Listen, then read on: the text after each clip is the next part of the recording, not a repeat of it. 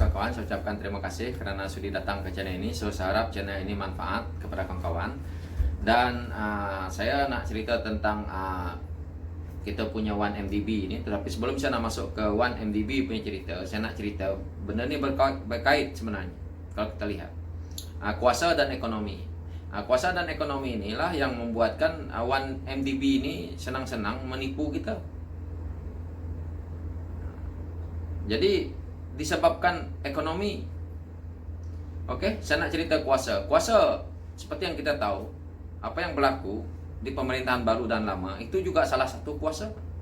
Saling menjatuhkan. Jadi kuasa itu tidak akan kekal. Kalau ekonomi seperti yang kita lihat, siapa yang pegang ekonomi, mereka boleh kekal berpuluh tahun pun. Kalau kita nak lihat, ini sebagai contoh ya, jalan mudah supaya orang paham. Kita lihat jutawan-jutawan, senarai jutawan kita yang ada di Malaysia. Sampai mati pun mereka kekal dengan senarai mereka yang terkaya di Malaysia. Itu sebagai contoh. Tidak boleh diambil lagi. Bukan tidak boleh diambil, tetapi untuk manusia nak ambil balik, itu susah. Itulah kuasa ekonomi. Sebagai contoh yang mudah untuk rakyat nak nampak. Nampak tak? Kalau kekuasaan saja, kita lihat selama mana pun, seperti Tun sendiri pun terpaksa letak jawatan dan terpaksa mengalah 22 tahun. Dan yang terbaru ni yang kita lihat pun, dia letak lagi jawatan. Itulah sebagai contoh. Tetapi untuk kita nak pergi ke ekonomi ini, kalau kita gagal seperti ini, inilah yang berlaku di 1MDB. Karena kita hanya pentingkan kekuasaan. Kekuasaan ini tidak penting, tetapi harus kita ada ilmu lain. Ekonomi. Kita gagal ilmu ekonomi, lulus dekat kekuasaan, inilah akan berlaku di Malaysia. Tetapi kita masih sombong.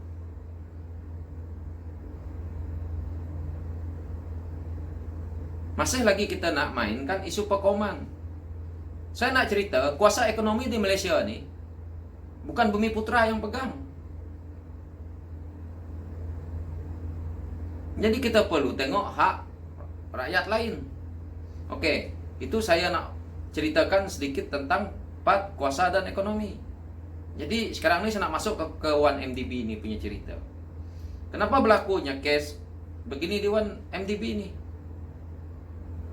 Bila saya kata begini, ramai yang petikaikan. Tetapi itu hakikat yang kita perlu terima.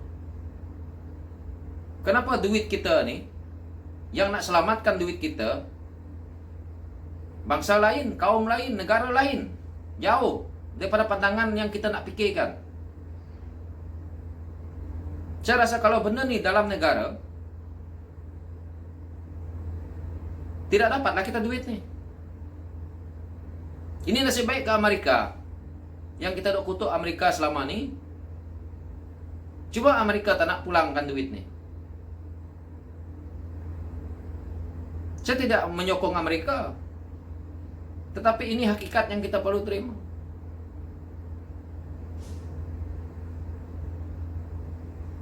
Duit yang ada di Amerika itu 4,5 bilion. 4,5 bilion itu bersamaan dengan 18,8 bilion ringgit. Pasal pertama sudah didapat oleh Pakatan Harapan sewaktu memerintah di bawah pimpinan Tun, seperti yang pernah kita dengar. Pasal kedua ni mereka takut. Kita tak tahu adakah dia mau pulangkan yang 240 juta untuk pasal kedua bersamaan dengan 1 bilion. Dalam kekuasaan ni lagi tadi, inilah yang saya katakan. Kalau daripada pihak luar, setakat duit kita sendiri seperti ini pun mereka was-was untuk pulangkan, bagaimana pula dengan pelabur asing? Jika kita asing nak porak-peranda negara dengan isu-isu yang tidak baik, macam mana mereka sebagai orang luar nak melihat negara kita ini?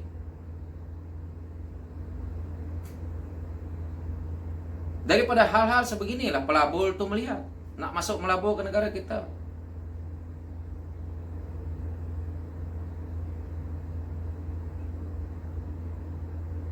Jadi saya nak cerita balik ke 1MDB ini balik.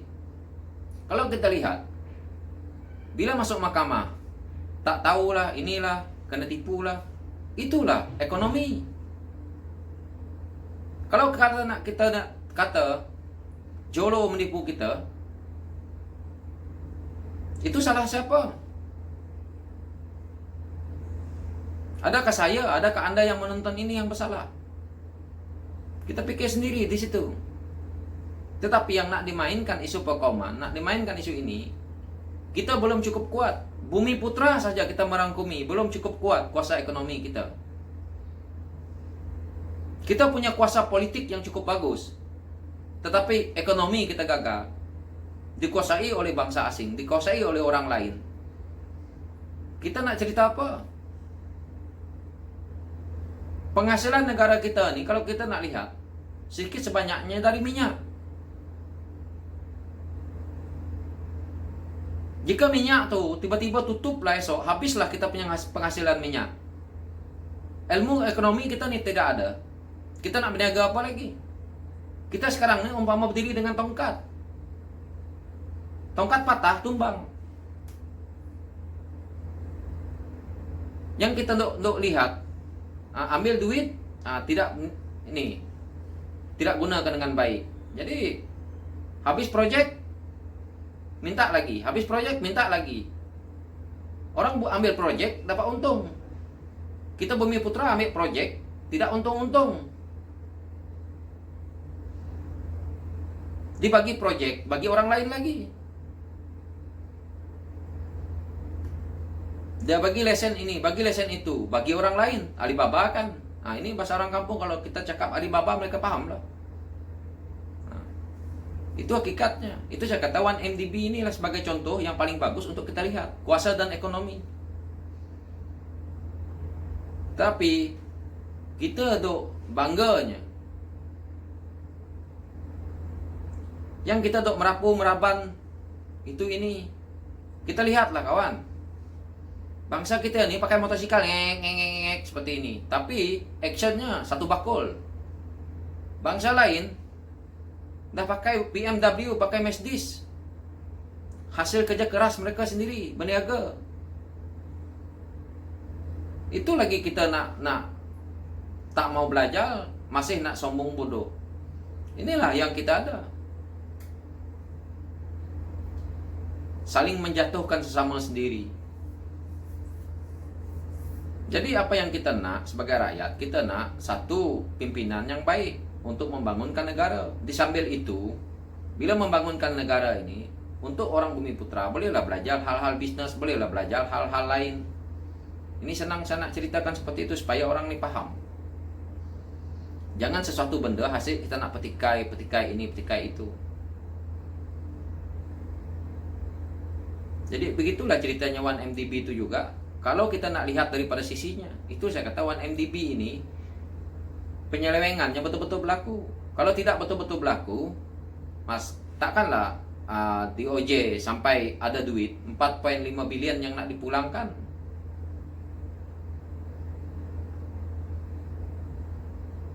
Kalau kita berjaya, kita 1MDB, siapa punya syarikat?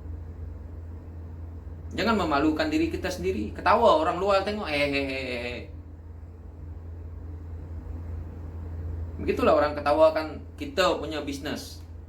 Tapi orang politik kita juga, mereka juga pandai.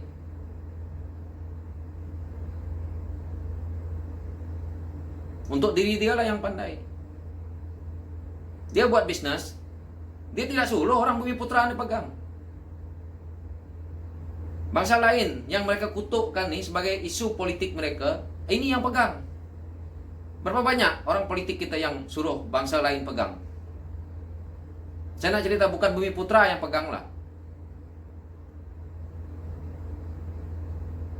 Kenapa dia tidak percayakan bangsa sendiri? Kenapa tidak percayakan orang Bumi Putra yang pegang? Kenapa suruh orang lain pegang? Banyak bisnes-bisnes besar. atas nama orang lah, atas nama yang pegang nih juga, sebab dia tahu orang ini mesti dalam bisnis dia bagus. Yang kedua, dia lebih baik daripada kita, jujurnya lebih ada. Ini hakikat yang kita perlu terima. Kenapa sampai berlakunya penyelewengan di 1MDB? Kenapa mastermind-nya Jolo? Di situ saja kita boleh lihat. Itu sebagai satu contoh yang paling itu. Sebab itu saya ceritakan 1MDB ini. Di sebalik penyelewengan itu ada cerita yang perlu kita tahu.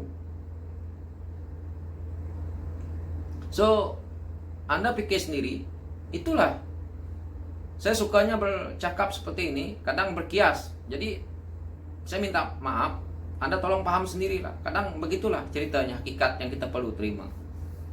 Jadi sebelum kita nak menyalahkan kaum ini, menyalahkan orang ini, menyalahkan orang itu, kita cerminkan diri kita dulu. Kenapa kita gagal? Gagalnya itulah, kuasa kita bagus, ekonomi kita gagal,